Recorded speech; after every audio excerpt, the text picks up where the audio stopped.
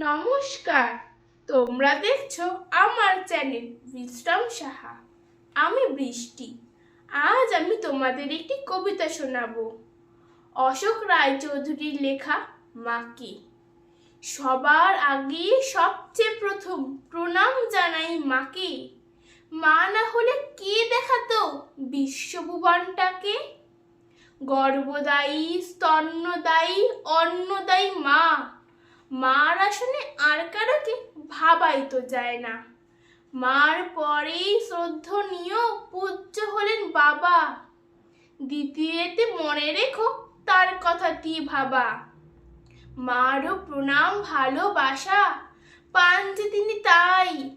মার হৃদয়ে রাজা তিনি, তাকেও প্রণাম জানাই। নমস্কার।